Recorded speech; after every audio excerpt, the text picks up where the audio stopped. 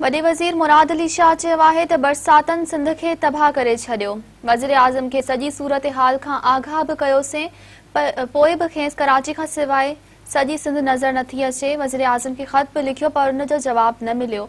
वफ़ाक़ी वज़ीर चवनि था सिंध खे हिकु रुपयो बि न ॾींदासीं। वफ़ाक़ी हुकूमत सिंध जे माण्हुनि सां दुश्मनी पई करे। वफ़ाक़ी सरकार जी बेहिसी ते एहतजाज रिकॉर्ड करायां थो। कराची में प्रेस कॉन्फ्रेंस कंदे वॾे वज़ीर सैयद मुराद अली शाह त कोरोना वबा घटिजी ज़रूर आहे पर अञा ताईं ख़त्म नाहे थी। केस साम्हूं अची रहिया आहिनि। सिंध अंदरि कोरोना टेस्टनि जो अंग वधायो वियो आहे। वॾे वज़ीर चयो त मसइलो इहो आहे त SOPs ते अमल न पियो थिए। कोरोना खां बचण जे लाइ मास्क पहिरणु ज़रूरी आहे। हिन वबा जो को इलाज न आहे। जेसीं वैक्सीन नथी अचे तेसीं एहतियात करणु ज़रूरी आहे। मुराद अली शाह त स्कूलनि में 40,000 टेस्टूं कयूं आहिनि।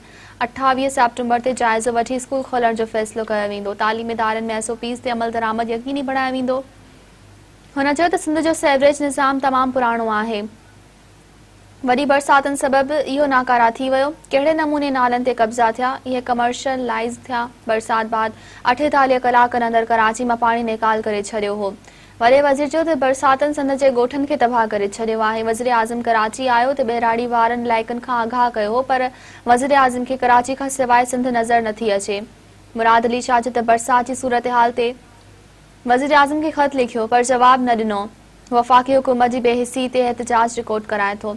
हुन चयो त वफ़ाक़ी वज़ीर चवनि था सिंध खे हिकु रुपयो बि न ॾींदासीं।